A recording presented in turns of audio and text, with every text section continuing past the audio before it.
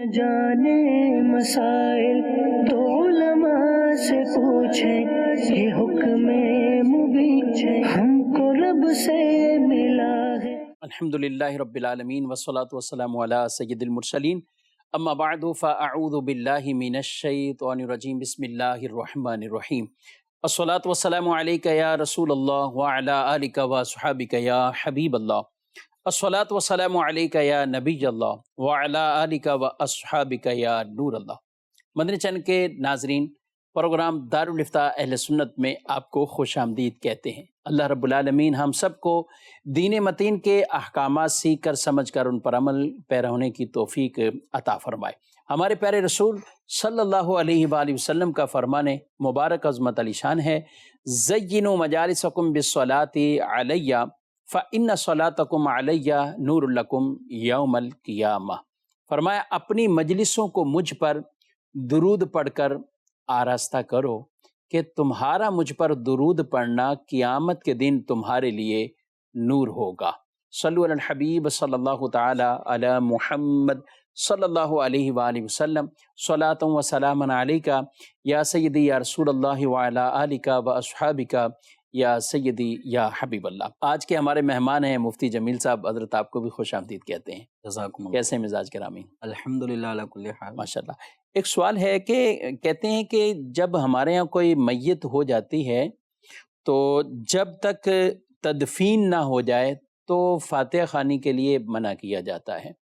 اچھا، کوئی آ بھی جائے اور کوئی دعا کرتا ہے، دعا مغفرت کرتے ہیں، کئی مقامات پر ایسا ہوتا ہے کہ لوگ بیٹھے ہوتے ہیں، آتے ہیں فاتحہ پڑھیں، دعا کریں، لیکن اگر میت گھر میں موجود ہو، ابھی تدفین نہیں ہوئی، تو اس وقت دعا بھی نہیں کرنے دیتے اور فاتحہ خوانی کا بھی منع کرتے ہیں، کیا کہیں گے آپ؟ بسم اللہ الرحمن الرحیم۔ فاتحہ خوانی کا جو طریقہ کار ہے وہ یہی ہے کہ سورہ فاتحہ عمومی طور پہ اس میں پڑھی جاتی ہے، اسی طرح چاروں قل یا آیات الکرسی اور دیگر آیات عمومی طور پہ پڑھنے کے بعد پھر ان کا ثواب اللہ تبارک و تعالیٰ کے پیارے رسول صلی اللہ علیہ وسلم کی بارگاہ میں پیش کر کے پھر تمام نیک صالحین ان کی بارگاہ میں پیش کرتے کرتے بالآخر اس میت مسلمان کو بھی پیش کیا جاتا ہے۔ ٹھیک ہے۔ تو فاتحہ خوانی دراصل ایصال ثواب ہے۔ جو صورتیں، آیتیں ان متعلقین نے، وہاں موجود افراد نے پڑھی ہیں تو ان کا ثواب میت کو بالخصوص پہنچانا مقصود ہوتا ہے۔ تو ایصال ثواب ہے، اور ایصال ثواب کے لیے شریعت مطہرہ نے کوئی حد بندی نہیں کی۔ ٹھیک۔ اگر کوئی یعنی میت کا غسل ابھی نہیں ہوا، اس کی لاش گھر میں موجود ہے، یا غسل ہو چکا، کفن مکمل پہنایا جا چکا ہے لیکن ابھی تک نماز جنازہ نہیں ہوئی، تو اس پورے پروسیس میں بھی فاتحہ خوانی کرنا بلا شبہ جائز ہے۔ البتہ میت کے قریب بیٹھ کر اگر تلاوت قرآن ہو رہی ہے تو اس صورت میں بہتر یہ ہے کہ میت کا چہرہ اگر کپڑے سے ڈھکا ہوا ہے تو اس میں کوئی حرج کی بات بھی نہیں ہے، اور اگر چہرہ کھلا ہوا ہے تو بھی اس میں حرج نہیں ہے۔ بعض اوقات یہ اس میں علماء کا اختلاف ہے کہ میت اگر غسل اس کو نہیں دیا گیا ہو، قبل غسل اگر اس کے قریب میں بیٹھ کے قرآن پڑھا جائے گا تو اس کی حیثیت میں علماء کا اختلاف ہے۔ بعض علماء میت کو چونکہ انتقال ہونے کے بعد اس کی باڈی کو ناپاک، ٹھیک، تو اس حیثیت سے ایک ناپاک جگہ پر ناپاک شے موجود ہو تو اس صورت میں تلاوت سے منع کرتے ہیں۔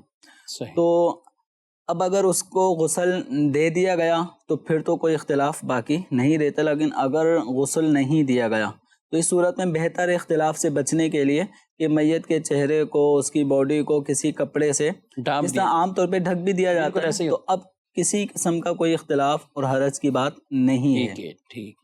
تو میت کے تدفین سے پہلے گھر میں اگر ایصال ثواب کے لیے کوئی فاتحہ خوانی ہو رہی ہے تو شرعی حوالے سے اس کو منع نہیں کیا جائے گا۔ ٹھیک ہے۔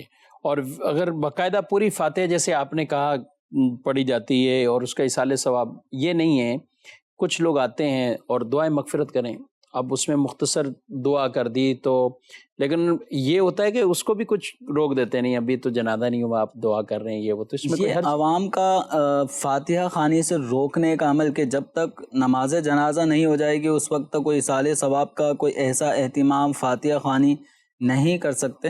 تو یہ عوام نے اپنے طور پہ، جن لوگوں نے بھی اگر ایسی کوئی حد بندی بنائی ہے تو یہ بے جا حد بندی ہے. شرعی حوالے سے اس سے منع کرنا یہ غلط عمل ہے. اصالِ ثواب بلا شبہ کسی بھی موقع پر ہو سکتا ہے، تدفین سے پہلے بھی ہو سکتا ہے، نماز جنازہ سے پہلے بھی ہو سکتا ہے، نماز جنازہ کے بعد بھی ہو سکتا ہے. ٹھیک ہے جی، ناظرین کے کچھ سوالات لیتے ہیں، دیکھتے ہیں کیا پوچھیں. مفتی صاحب سے سوال ہے کہ جس گھر میں مکڑی کے جالے ہوں تو لوگ اس گھر کو منحوس سمجھتے ہیں، تو کیا یہ بات درست ہے؟ جس گھر میں مکڑی کے جالے ہوں، گھر کی صفائی ستھرائی نہ ہونے سے بے برکتی ہوتی ہے، اور اگر صفائی ستھرائی ہوتی ہے تو اس سے برکات کا نزول ہوتا ہے.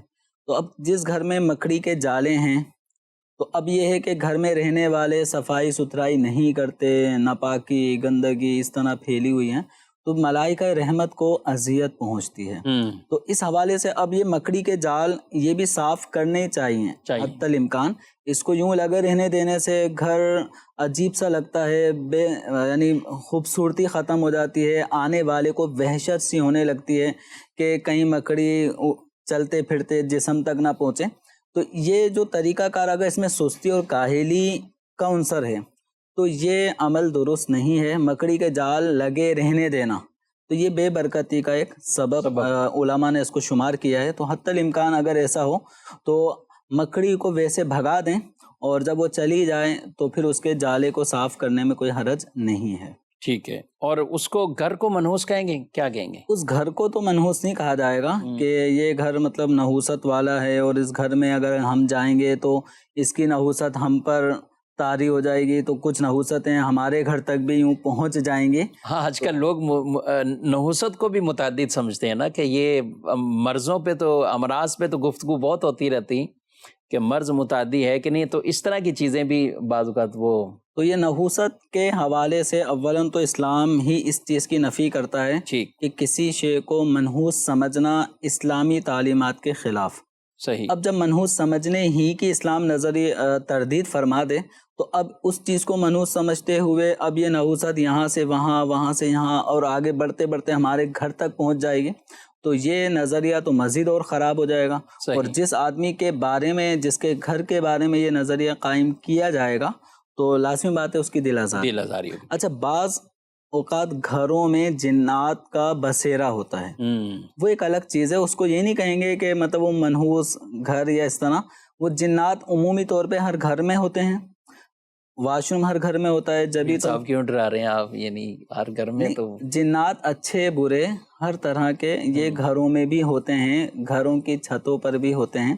لیکن اتنا ہے کہ جو دعا ہم پڑھ کے جاتے ہیں، اللہ تبارک و تعالیٰ کا ذکر ہوتا ہے، نماز پڑھی جا رہی ہوتی ہے، تلاوت ہو رہی ہوتی ہے، تو اس کی برکت سے ان کے ضرر سے، شرور سے بچ جاتا ہے. ان کے شر سے، ضرر سے آدمی محفوظ رہتا ہے. آیت الکرسی پڑھ کے سونا چاہیے، واش روم وغیرہ میں جانے کی دعا پڑھ کے جانی چاہیے. ٹھیک. تو ان دعاؤں کی برکت سے اور گھر کے دروازے بسم اللہ شریف پڑھ کے بند کرنے کی برکت سے شیاطین وغیرہ اس گھر میں نہیں آتے.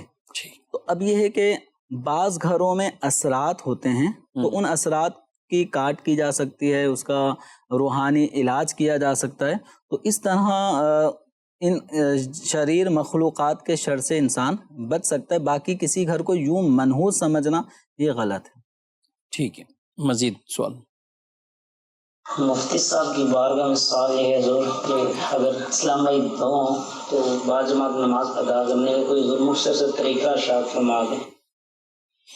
ٹھیک ہے. دو احباب ہوں تو وہ اگر آپس میں جماعت کرانا چاہیں تو اس کا مختصراً کیا طریقہ ہو سکتا ہے؟ اگر دو فرد ہیں اور جماعت کرانا چاہتے ہیں تو اولاً امام جب امامت کے لیے کھڑے ہوں گے تو امام اور یہ جو مقتدی ہے، نارمل امام سب آگے ہوتے ہیں اور مقتدی ان سے پیچھے پچھلی صف میں ہوتا ہے. تو جب دو افراد ہوں تو انہیں اس طرح نہیں کھڑا ہونا کہ امام آگے اور مقتدی پچھلی صف میں، بلکہ مقتدی کو چاہیے کہ امام کی دائیں جانب ان کے بالکل برابر میں اس انداز میں کھڑا ہو کہ اس مقتدی کی جو ایڑیاں ہیں یہ امام کی ایڑی سے کچھ پیچھے ہوں. تو امام کی دائیں طرف امام کے کھڑا ہونا ہے، لیکن امام صاحب کی ایڑیوں سے اس کی ایڑی پیچھے ہونی چاہیے. اور امام صاحب اگر جہری نماز ہے تو اس میں جہر کریں گے، یعنی قرات بلند آواز سے کریں گے. اب وہ یہ نہیں کہ پیچھے اتنے سارے نمازی تو ہیں ہی نہیں، صرف ہم 2 ہی ہیں تو جہر کی ضرورت نہیں ہے. جب جماعت ہوگی تو جماعت کے واجبات عام نماز کے مقابلے میں بڑھ جاتے ہیں. ٹھیک. تو اب امام کو یہاں پر جہر، یعنی اگر مغرب کی، فجر کی، عشاء کی نماز پڑھائی جا رہی ہے، اسی طرح وطر کی جماعت ہو رہی ہے جیسے ماہ رمضان میں ہوتی ہے، تو ایسے موقع پر جہر یعنی بلند آواز سے تلاوت کرنی ہوگی. ظہر اور عصر کی نماز پڑھی جا رہی ہے تو پھر قرات آہستہ آواز میں کی جائے گی. ٹھیک ہے، یعنی اس کے امامت والے احکامات اس پر آ جائیں گے، بھلے ایک ہی آدمی اس کا مقتدی ہو. جی، جو امامت کے حوالے سے ایک عام نماز کے مقابلے میں کچھ احکام واجبات بڑھ جاتے ہیں تو وہ یہاں پر بھی اضافہ ہو جائے گا. بس فرق یہ ہے کہ عام جماعت کے اندر صفیں مقتدی امام کے پچھلی صف میں کھڑے ہوتے ہیں، اور یہاں اگر 2 افراد ہیں تو امام کے سیدھی طرف ایک مقتدی ہے تو وہ سیدھی طرف کھڑا ہوگا. اور اگر 2 مقتدی ہو گئے تو پھر ان دونوں مقتدیوں کو چاہیے کہ پچھلی صف میں کھڑے ہوں، باقاعدہ امام صاحب آگے ہوں اور یہ دونوں مقتدی پچھلی صف میں باقاعدہ کھڑے ہوں. اگر یہ دونوں امام صاحب کے دونوں سیدھے ہاتھ پہ ہی کھڑے ہو جاتے ہیں تو اس طرح کرنا مکروہ تنزیہی عمل ہے. انہیں چاہیے کہ امام صاحب کے پیچھے ہی صف بنائیں. اور ایسے موقع پہ اگر دوسرا مقتدی نیا آیا ہے تو اس کو چاہیے، یعنی یہ بھی اتنے مسائل، یعنی ایک تھا دوسرا آ گیا، اچھا 2 کھڑے ہوئے تو پھر تیسرا آ گیا، پھر اور سخت حکم ہو جائے گا. پھر احکامات بدلتے رہیں گے. تو اب جیسے ایک مقتدی امام کے ساتھ بالکل برابر میں کھڑے ہو کے نماز پڑھ رہا ہے سیدھی طرف، ایک نیا مقتدی دوسرا آتا ہے تو اب وہ مقتدی کو ہاتھ سے اشارہ کر کے اس طرح بتائے کہ میں بھی جماعت سے نماز پڑھنا چاہتا ہوں. تو اس طرح اب وہ جو مقتدی اول ہے تو اسے چاہیے کہ حکم شرع کی اتباع میں، کہ اب شریعت نے مجھے حکم دیا ہے کہ میں پیچھے آ جاؤں، تو شریعت مطہرہ کے حکم کے مطابق عمل کرتے ہوئے پیچھے آ جائے. اور یہ 2 آدمی مل کے امام کے پیچھے صف اب بن چکی ہے، اب اس طرح نماز کو اپنے کنٹینیو کر سکتے ہیں. اس طرح اس کے پیچھے چلنے سے نماز نہیں ٹوٹے گی. اچھا، مقتدی کے پیچھے جگہ نہیں ہے کہ وہ پیچھے ہو، امام صاحب کے آگے جگہ ہے، تو امام صاحب کو چاہیے کہ وہ اگلی صف کی طرف بڑھ جائیں اور یہ دونوں مقتدی ایک ساتھ کھڑے ہو جائیں گے. تو اس طرح بھی نماز پڑھی جا سکتی. یعنی یہ بھی مسائل میں سیکھنا ضروری ہے، اور اس میں بھی جو یہ اس کے ہاتھ لگانے سے، اشارہ کرنے سے پیچھے آ رہا ہے، جیسے علماء کہتے ہیں کہ آپ تھوڑی دیر رکیں، اور یہ وہ ایک طرح کی یعنی ذہن کے اندر نیت کا بھی استحضار ہو جائے کہ میں حکم شرع کی وجہ سے، نہ کہ اس کے کہنے کی وجہ سے، اس کے بلانے کی وجہ سے میں پیچھے، مقتدی کے بلانے کی وجہ سے نہ امام آگے جائے نہ مقتدی پیچھے آئے. شرعی اعتبار سے شریعت کا حکم کی تعمیل میں کہ امام کے آگے جگہ اور مقتدی کے پیچھے ہونے میں جگہ نہیں ہے، تو پھر اس صورت میں امام آگے چلے جائے. اور اگر امام کے آگے دیوار ہے، وہ آگے نہیں جا سکتے، تو پھر مقتدی کو پیچھے آ جانا چاہیے. تو یہ شریعت کے حکم کی پیروی کی نیت کریں گے تو نماز میں کسی قسم کی کراہت یا فساد نہیں آئے گا. ٹھیک ہے جی، مزید کروں. جی، میرا سوال یہ ہے کہ ہمارے یہاں فوتگی ہوتی ہے، پھر غسل دینے کے، میت کو غسل دینے کے بعد کہتے ہیں 2.5 سپارے پہلے قرآن پاک کے پڑھیں، پھر بعد میں جنازہ پڑھیں. کیا یہ درست ہے یا نہیں؟ 2.5 سپارے سورہ بقرہ شریف پڑھتے ہوں گے. اب یہ غسل کے بعد یہ عمل، چلے قرآن تو ثواب کا ہی کام ہے، یہ کوئی لازمی عمل ہے یا کیا ہے؟ اس طرح کے عمل کو لازمی تصور کر لینا یہ غلط ہے. یعنی جب تک 2.5 پارے نہیں پڑھے جائیں گے اس وقت تک جنازے ہی کو روکا ہوا ہے تو یہ عمل درست نہیں ہے. اب ویسے جنازے میں تاخیر ہے، کسی وجہ سے تاخیر ہو رہی ہے، تو اس دوران لوگ ادھر ادھر کی باتوں میں مصروف ہو جاتے ہیں. اور دیکھا یہی گیا ہے کہ جب میت کے جنازے کے اندر کچھ ٹائم ہوتا ہے تو لوگ جو جمع ہو جاتے ہیں، ملاقات ہونے کے بعد بعض اوقات کئی لوگوں کی تو کئی عرصے بعد ملاقات ہوتی ہے، تو گفتگو کہاں سے کہاں پہنچ جاتی ہے. تو ایسے موقع پہ اگر ان کے انتظار ہے اور موقع ہے، لوگوں کو پڑھنے میں دلچسپی ہو رہی ہے، تو تلاوت قرآن کے لیے کچھ پارے رکھ دیے جائیں، گٹھلیاں رکھ دی جائیں، تاکہ ان تسبیحات کا سلسلہ چلتا رہے اور یہ سب چیزیں میت کو ایصال ثواب ہو جائیں. یہ لازمی نہیں ہے کہ سورہ بقرہ شریف یا 2.5 پارے جب تک نہیں پڑھ لیے جائیں گے اس وقت تک جنازہ ہی نہیں اٹھا سکتے. تو یہ چیز اس کو ضروری قرار نہیں دے سکتے. ٹھیک ہے، مزید سوال. قضا نماز آسانی سے ادا کرنے کا طریقہ عرض کر سکتے ہیں؟ ٹھیک ہے، انشاءاللہ ضرور عرض کریں گے. مزید سوال.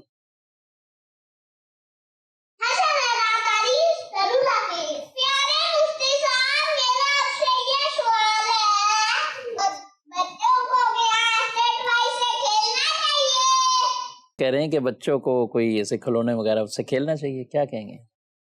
بچوں کو کھیلنے کے لیے کچھ نہ کچھ کھلونے دیے جا سکتے ہیں، لیکن اس چیز کا خیال رکھیں کہ اس میں میوزک نہ ہو، گانے وغیرہ. بعض کھلونے ایسے ہوتے ہیں جس میں ریکارڈنگ ہوتی ہے میوزک کی، تو اس طرح کے کھلونوں سے اجتناب کیا جائے. ٹھیک ہے. باقی یہ کہ کھیلنے کے لیے جیسے عام طور پہ بچے ہوتے ہیں تو کچھ کاریں ہوتی ہیں، کوئی موٹر سائیکلیں ہوتی ہیں، اس طرح کی کوئی چیز کھیلنے کے حوالے سے بچوں کو دینے میں حرج نہیں ہے. ٹھیک ہے. اور باقی دوسرا ایک سوال تھا، وہ کہتے ہیں قضا نماز کا کوئی آسان سا طریقہ ہو تو وہ بتا دیں. قضا نماز کا اگر آسان طریقہ، بہت آسان طریقہ جاننا چاہتے ہیں تو امیر اہل سنت دامت برکاتہم العالیہ کی کتاب ہے قضا نماز کا طریقہ. تو اس میں امیر اہل سنت دامت برکاتہم العالیہ نے نماز قضا کرنے کے حوالے سے اس کی جو وعیدیں ہیں ان کو بھی ذکر فرمایا ہے. پھر احادیث کریمہ میں اس کی جو مذمت بیان کی گئی ہے، قرآن میں، احادیث میں، اس کو بیان کرنے کے ساتھ ساتھ اب جس کے ذمے بکثرت نمازیں قضا ہو چکی ہیں تو اس کا بھی طریقہ اس میں موجود ہے. بعض اوقات انسان دنیا سے چلے جاتا ہے اور اس کے ذمے کئی نمازیں وہ ذمے رہ جاتی ہیں، تو ان نمازوں کا فدیہ ادا کرنے کا طریقہ بھی امیر اہل سنت نے ذکر فرمایا ہے.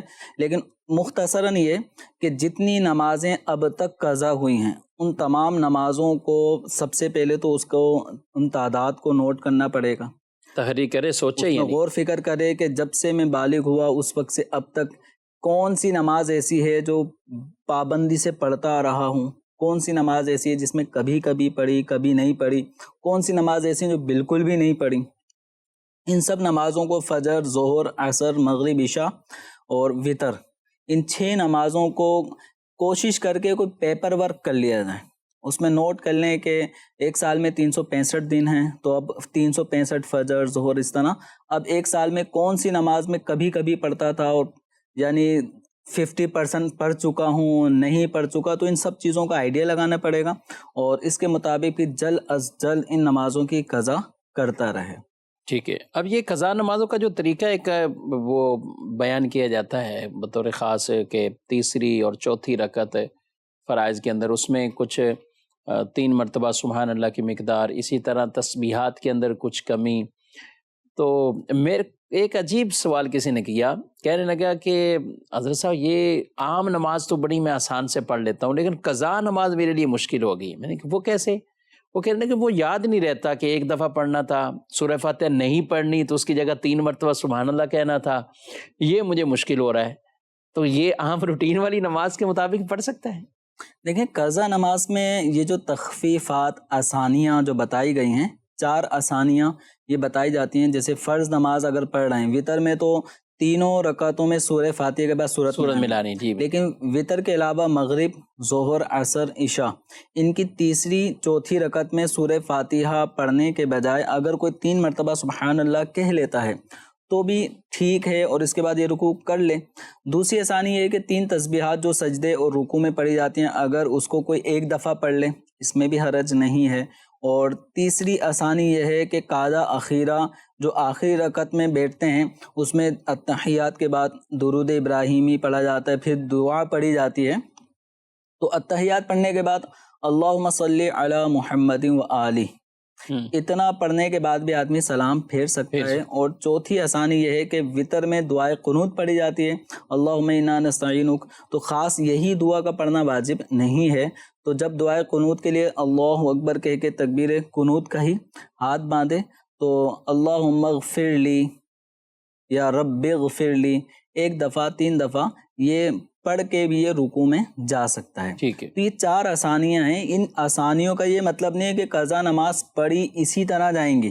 ٹھیک، یعنی اس کے علاوہ وہ جو عام روٹین وائز پڑھتے ہیں ایسے نہیں روٹین پڑھتے. وائز جو نمازیں ہیں 3 تسبیحات، تیسری چوتھی رقم سورہ فاتحہ کا پڑھنا، دعائے قنوت معروف پڑھنا، یعنی اگر آپ چاہیں اپنی قضائے عمری اسی انداز کی پڑھیں تو یہ سب سے بہتر صورت تو یہی ہے. لیکن یہ جو آسانیاں ہیں یہ صرف اس لیے ہیں کہ تاکہ بکثرت جو نمازیں کسی شخص کے ذمے پہ لازم ہیں وہ جلد از جلد فرائض و واجبات و سنت موقدہ وغیرہ کا لحاظ رکھتے ہوئے جلدی سے وہ ادا کر لیں. ٹھیک ہے. تو اس کا مطلب ہرگز یہ نہیں ہے کہ قضا نماز اسی طرح ادا کی جاتی ہے، دوسرے طریقے سے ادا کر لی تو یعنی 3 تسبیح کی جگہ ایک پڑھنی تھی قضا میں تخفیفاً 3 پڑھ لی، 3 پڑھ لی تو اب یہ سمجھے کہ کوئی سجدہ سہو تو لازم نہیں ہوگا، تو ایسی کوئی بات نہیں. روٹین وائز جیسے نماز پڑھی جاتی ہے، اگر کسی کو مشکل ہو رہی ہے اس میں مختصر طریقے میں تو وہ اسی طرح اپنی نماز کو جاری رکھے اور پڑھ سکتا ہے. کچھ میسیجز شامل کرتے ہیں. یہ عبدالرؤف صاحب ہیں، یہ کہتے ہیں کہ صبح جب میں تہجد کی نماز ادا کر رہا ہوتا ہوں مجھے نیند بہت آتی ہے، نیند آتی ہے ان کو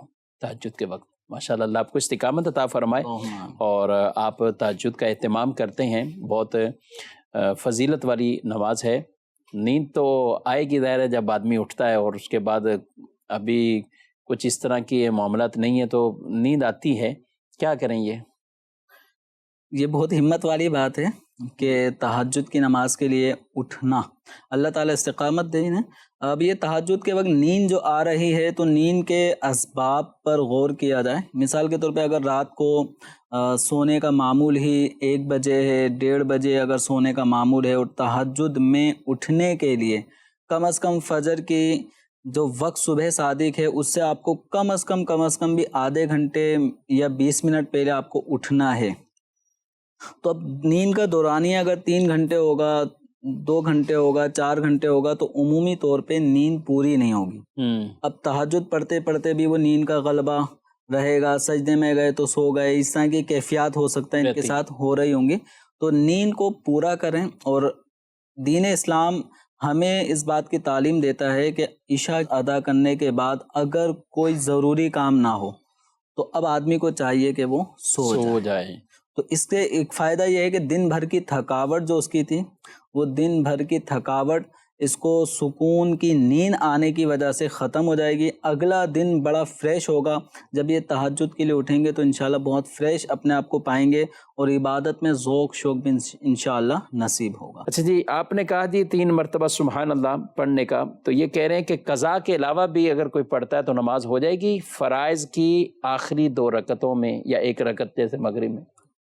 فرض نماز و عام فرض نماز جو ادا کی جا رہی ہوتی ہیں تو ان کی تیسری اور چوتھی رکعت میں سورہ فاتحہ کا پڑھنا واجب نہیں ہے، مستحب ہے کہ فرض کی تیسری اور چوتھی رکعت میں سورہ فاتحہ پڑھی جائے.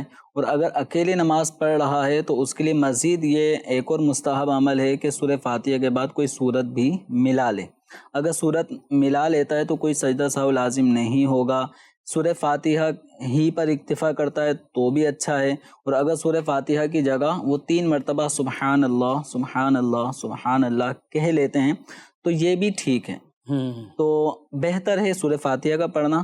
اب یہ ہے کہ بعض اوقات اسی کا معمول بنا لیا جاتا ہے اور جب بھی فرض کی تیسری اور چوتھی رکعت پڑھنی ہوگی تو وہ 3 دفعہ تسبیح پڑھی اور یوں ہی کر لیتے ہیں. تو اب یہ ہے کہ زیادہ سے زیادہ اس کو یہ کہیں گے کہ ایک مستحب عمل کو چھوڑا جا رہا ہے. تو اس سے نماز پر، نماز کی صحت پر یا نماز میں کسی قسم کی کراہت اس میں پیدا نہیں ہوتی. لیکن جو افضل اور بہتر طریقہ ہے اس کو فالو کرنا زیادہ بہتر ہے. بالخصوص اگر وقت میں گنجائش ہے، مقتدیوں پہ عام طور پہ گرا نہ گزرے تو امام صاحب کو بھی چاہیے کہ فرض کی تیسری اور چوتھی میں وہ سورہ فاتحہ پڑھا کریں. سورہ فاتحہ پڑھا کریں. اب کسی کو مسئلہ یہ باقاعدہ دارالتہ میں بعض اوقات آ بھی جاتے ہیں کہ بھائی وہ مارکیٹ میں فلاں جگہ مسجد یا فلاں بعض اوقات چھوٹے چھوٹے جائے نماز اس طرح کے ہوتے ہیں. اب پتہ ہے 3 مرتبہ سبحان اللہ پڑھ کے وہ اس میں تو وہ تشویش بہت ہوتی ہے مقتدیوں کو کہ یار اتنی جلدی رکعت ہوگی. یعنی ان کے سامنے انہوں نے وضو کر لیا، اب وہ مسجد کی طرف چلے، ان کے سامنے ہی امام صاحب دوسری رکعت سے تحیات کے بعد کھڑے ہوئے ہیں. ایک آئیڈیا ہوتا ہے کہ اتنی دیر میں سورہ فاتحہ پڑھی جائے گی اور میں صف میں پہنچنے کے بعد اس رکعت میں شامل ہو جاؤں گا. تو امام صاحب کو ایک مسئلہ پتہ ہے کہ 3 مرتبہ تسبیحات پڑھ لینا بھی کافی ہے. تو اب ان کا یہ عمل اگرچہ کفایت کرتا ہے لیکن مقتدی کی رکعت فوت ہونے کا بھی سبب بن جاتا ہے. تو بلکہ امام کے لیے تو مستحب ہے کہ مقتدی کی خاطر مدارت کے لیے خاص مقتدی نہ ہو، کہ ایک مسلمان آ رہا ہے، پتہ ہے کہ ابھی وضو کر کے آ رہا ہے، اس کو رکعت مل جائے، رکوع بھی لمبا کر سکتا ہے، ایک دو تسبیح مزید بڑھا سکتا ہے، یہ امام کے لیے مستحب عمل ہے۔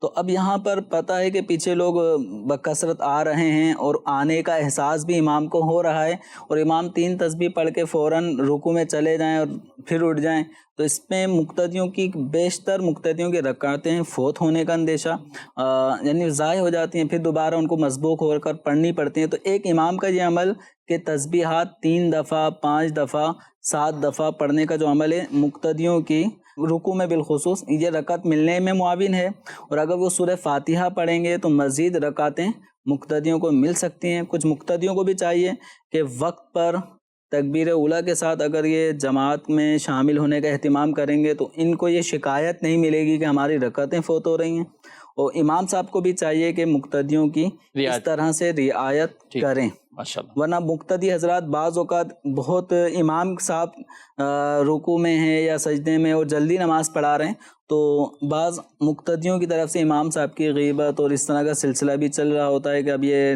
ٹرین چل پڑی ہے، بڑی اسپیڈ پکڑ لی ہے، اور یہ اس طرح کر کے، تو امام صاحب کو بھی چاہیے کہ اس طرح نہ کریں تاکہ لوگوں کی نماز میں معاونت کریں۔ ٹھیک ہے، ایک میسیج میں سوال ہے، کہتے ہیں کہ ہمارے یہاں جیسے کوئی نوجوان فوت ہوتا ہے اور شادی نہیں ہوئی ہوتی تو پھر اس کو باقاعدہ دولہا بنایا جاتا ہے، اس کو مہندی لگاتے ہیں، اس کو کچھ اس طرح کے، یہ کیا کہیں گے اس طرح خواتین لڑکیوں کے حوالے سے تو زیادہ سننے کا ہے کہ ایسا کہیں اس کو دلہن بناتے ہیں، اس کو دلہن کی طرح سجایا جاتا ہے، اور یہاں کے جس کی شادی نہیں اس کو دولہا کی طرح سجایا جاتا ہے۔ تو دیکھیں میت جو ہے یہ اب محل زینت نہیں ہے، ٹھیک ہے، زندہ آدمی ہے تو وہ بناؤ سنگھار کرتا ہے، اس کو حکم بھی ہے کہ کچھ نہ کچھ مطلب اپنے گیٹ اپ کو صحیح رکھیں۔ تو میت جو ہے کوئی بناؤ سنگھار کا محل نہیں ہے، زینت کا محل نہیں ہے، تو یہاں تک حکم دیا گیا کہ اگر غسل میت کا ہو چکا ہے تو اب اس کے بالوں کو سلجھانے کے لیے کنگا نہ کیا جائے۔ تو ایک تو یہ کہ یہ محل زینت نہیں ہے، پھر کنگا کرنے سے بال ٹوٹیں گے، اس میں داڑھی ہے مرد کی تو اس کے داڑھی کو بھی کنگا نہ کریں، وہ جس حالت میں اسی حالت میں اس کو رہنے دیں۔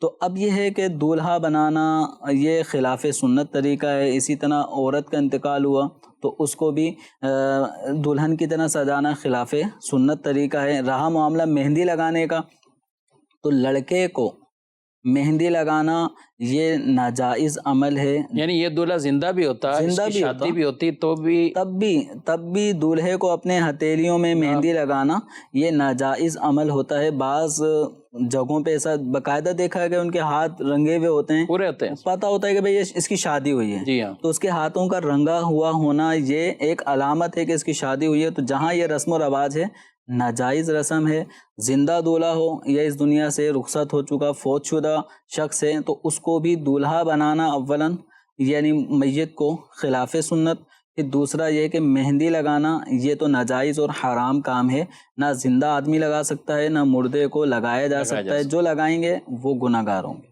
ٹھیک ہے، مزید کون؟ محمد سعید اطاری بات کر رہا ہوں میاوالی سے۔ سوال یہ ہے مفتی صاحب سے پوچھنا تھا کہ یہ جو شادیوں پہ نیندرا دیا جاتا ہے یہ دینا جائز ہے یا ناجائز ہے؟ شادیوں پہ نیندرا دیا جاتا ہے جس کو نیوتا بھی کہتے ہیں، اور کیا کہیں گے؟ شادی کے مواقع پر جو باقاعدہ ایک اہتمام ہوتا ہے کہ اس نے 500 روپے دیے ہیں وہ لکھ لیے جاتے ہیں، اس نے 1000 روپے دیے ہیں یہ لکھ لیے جاتے ہیں، اور یہ بھی نوٹ کیا جاتا ہے کہ پچھلی دفعہ ہم جب گئے تھے اس کے ہاں اس کے پروگرام میں تو ہم نے دیے تھے 500 روپے، تو اب یہ آئے گا یا تو 500 روپے لائے گا یا 1000 روپے اس دفعہ لے کر آئے گا۔ تو اگر ہم نے 500 روپے دیے تھے تو اب یہ 500 روپے اس شخص پر جن کے گھر ہم دعوت میں گئے تھے اس کے اوپر قرض، یہ بعض جگہوں پہ اس کو قرض والا انداز میں سمجھا جاتا ہے، تو اب 500 روپے اس پہ قرض ہو گئے۔ اب جب ہمارے گھر پروگرام ہوا تو یا تو وہ 500 روپے لے کر آئے گا اور قرض چکا دے گا، یا وہ 1000 روپے دے گا۔ اگر 1000 روپے دیے تو 500 روپے ادلا بدلا ہو گیا، اب مزید 500 روپے کے ہم مقروض ہو گئے۔ اب آئندہ کبھی پروگرام ہوگا تو ہم اس کو 1000 دیں گے یا 500 دیں گے، تو یہ سلسلہ بعض جگہوں پر بعض برادریوں میں اس درجے مطلب اس کا اہتمام ہوتا ہے کہ جہاں انٹری ہوتی ہے وہیں پہ بندہ ٹیبل بینک نظام پورا یعنی سافٹ ویئر نہ کہیں لیکن وہ بٹھاتے ہیں ایسے بندوں کو جن کے دماغ بھی سافٹ ویئر کی طرح ہوتے ہیں, یعنی ان کو پوری یادداشت ہے اور ڈائریوں پہ لکھا ہوا ہے حساب کتاب ہے ایسی مقامات. تو اب وہاں پہ جو رقم دے رہا ہے تو ساتھ ساتھ انٹری بھی اس کی کی جا رہی ہے کہ اب اس کے ہم پر چڑھ گئے یا بھی اتنے باقی ہیں, اس نے کم دیے ہیں, ہم نے 2000 دیے تھے, اس نے ابھی 1000 دیا ہے. تو یہ سب چیزیں چیکنگ بیلنس ہو رہی ہوتی ہے. جہاں اس کو قرض سمجھا جاتا ہے تو وہاں قرض والے احکام ہوں گے. لیکن اوور آل اگر دیکھا جائے جیسے کراچی شہر میں اگر اس طرح براتیں اور شادیاں ولیمہ اس میں اہتمام ہوتا ہے تو یہاں جو دینے والے ہوتے ہیں اس کو تحفے ہی کی نیت سے دے رہے ہوتے ہیں کہ ہماری طرف اگر 1000 روپے لفافے میں آئے ہیں, 500 روپے لفافے میں آئے. اور عام طور پہ ہمارے ہاں رجسٹر جو کراچی کی شادیوں کا کوئی ایسا کوئی بندہ نہیں بیٹھا ہوتا جو انٹری کر رہا ہو, بلکہ لوگ آتے ہیں اور آخری جب کھانا پینا سب کچھ ہو چکا تو اس کے بعد پھر دولہے سے یا جس نے انوائٹ کیا ہوتا ہے اپنے بھائی کی شادی میں تو اپنے دوست کے پاس آ کر اس کے ہاتھ میں کچھ لفافہ, ارے اس کی کیا ضرورت تھی, بس اس طرح کے عرفی جملے کہنے کے بعد ارے رکھ لیں یوں کہ وہ جیب میں بھی رکھ لیتے ہیں. اور اب یہ دیکھا جائے گا کہ اس رقم کو عام طور پہ ہمارے ہاں تحفہ ہی سمجھا جاتا ہے. نہ دینے والا اس چیز کی امید رکھتا ہے کہ میں نے 500 روپے لفافے میں ڈال کے دیے تھے تو اب یہ 500 دے گا یا زیادہ دے گا, اس کی عام طور پہ امید نہیں رکھتے. اگر ہمارے گھر دعوت میں آیا کچھ دے گا تو یہ ہوتا ہے کہ اس نے تحفہ دیا, میں نے تحفہ دیا تھا تو جوابی طور پہ یہ بھی کچھ نہ کچھ تحفہ دے گا اور لفافے میں یہ بھی کچھ رقم ڈال کے دے گا. نہیں دیتے تو اس کو تھوڑا سا معیوب سمجھا جاتا ہے لیکن اس کو قرض کی درجے میں نہیں لیتے. لیکن جس کو اگر جس کی تقریب میں کسی نے کوئی لفافہ دیا تھا تو بہتر یہ ہے کہ جب ہمارے طرف سے جانا ہو اس کی تقریب میں تو ہمیں بھی چاہیے کہ اس کو بھی کوئی نہ کوئی لفافہ دیں. بہتر ہے کہ زیادہ دیں تاکہ اس کے دل میں خوشی داخل ہو. ٹھیک ہے, تحفہ دینے سے محبت بڑھے گی اور تحفہ دینا لینا یہ تو خود رسول اللہ صلی اللہ علیہ وسلم سے باقاعدہ یہ ثابت ہے اور اس کی ترغیب آپ نے ارشادات فرمائی ہے.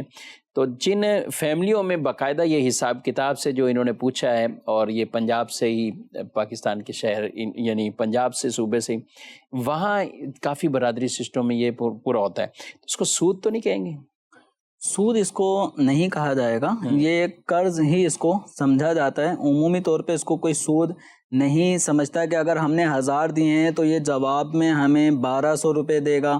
تو اگر کوئی ایسا تصور ہوگا کہیں تو وہ سود کی صورت بنے گی, لیکن عمومی طور پہ ایسا سود اس کو نہیں سمجھتا. لیکن وہ جو 1200 دے گا نا اس کا بھی ہوتا یہ ہے نا کہ 1000 روپیہ دیا تھا تو یہ آپ کا 1000 یہ مائنس چلے گیا, وہ 200 پروفٹ نہیں دے رہا, اس کو نفع نہیں دے رہا, وہ اس کے اوپر قرض ہے. وہ 200 تو اپنے کھاتے میں لکھ رہا اور وہ بھی اپنے کھاتے میں لکھ لیں گے کہ یہ ہم نے ان کو 1000 ان کا دے دیا تھا اور اگلا جو 200 روپیہ جب ہمارا اس کے اوپر قرض ہمارے اب اتنا اس کے اوپر مزید اس کے اوپر آ گیا. اب جب ان کو کئی پروگرام اسی وجہ سے جیسے کسی کے یہاں سارے بچوں کی شادی ہوگی بالفضل آخری بچے کی شادی ہے تو اب وہ کہتے ہیں کہ بھئی اب حساب کتاب کلیئر کر دو جتنے ہمارے پاس آئے ہوئے. اب ایک فیملی ان کے 6 بندوں کی شادیاں ہوئی ہیں تو وہاں 6 کے آئے پیسے, ادھر ابھی سلسلہ شروع ہو رہا ہے, تو یوں یہ چلتا رہتا ہے. لیکن نہ تو مشروط وہ نفع ہے کہ بطور خاص نفع ہی ہو, وہ نہیں ہے, بلکہ اوپر اگر جا رہا ہے تو وہ بھی ایک قرض کی صورت میں وہ بیلنس میں نوٹ کرتے ہیں کہ ہماری طرف سے اتنا ان پہ جا چکا ہے اور جب ہمارے ہاں کوئی تقریب ہوگی تو وہ اس کو پلٹائیں گے اور یہ ہمیں دیں گے, پھر ہم پر قرض چڑھ جائے گا. اور ایسی جگہوں پہ لفافے کے پیسے بھی بچ جاتے ہیں کیونکہ وہ لفافے میں لیتے ہی نہیں ہیں, گن کے لیتے ہیں باقاعدہ تسلی کے ساتھ کہ ہم نے اتنے دیے تھے. اور یہ بھی ان کے پاس سہولت موجود ہوتی ہے کہ اگر آپ بھول چکے ہیں کہ ہم نے آپ کو کتنے دیے ہیں تو وہ آپ کو بتا بھی دیں گے, کیونکہ یہ جہاں یہ سسٹم نظام ہے تو وہاں انہوں نے پورا اپنا حساب کتاب یہی بنایا ہوا کہ ہم نے لوگوں سے کتنے پیسے لینے ہیں اسی کے مطابق شادی کے اخراجات کر لیتے ہیں. 4 لاکھ ہمیں وصول ہونا ہے اور یہی ہم نے اخراجات کر کے اور شادی نپٹا دیتے ہیں. تو ہیں اس طرح کے نظام. بہرحال اگر کہیں خاص اگر اس سے ہٹ کر بھی ہو تو بالکل آپ دارالفتہ میں رابطہ کیجیے گا اور اس کے حوالے سے بھی رہنمائی لے سکتے ہیں. ایک سوال ہے, چاہوں گا کوئی مختصراً اس کا جواب ہو جائے, تفصیل تو ظاہر اس میں کہتے ہیں بینک سے گاڑی لون پہ جو لی جاتی ہے لے سکتے ہیں جبکہ اس میں کئی طرح کی شرائط ہوتی ہیں. اس میں ایک شرط تو یہ ہوتی ہے کہ اگر آپ قسط لیٹ کریں گے تو آپ کو جرمانہ دینا ہوگا. تو مالی جرمانے کی شرط لگانا کسی بھی سودے میں یہ جائز نہیں ہے. اس کی وجہ سے یہ بینک سے جو گاڑیاں اس طرح لی جا رہی ہوتی ہیں تو وہ ناجائز قرار پاتی ہیں.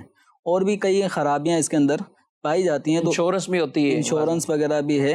تو پھر بے اور اجارہ یہ دو چیزیں عقد مکس کر کے ایک نیا عقد ہو رہا ہوتا ہے مکسچر.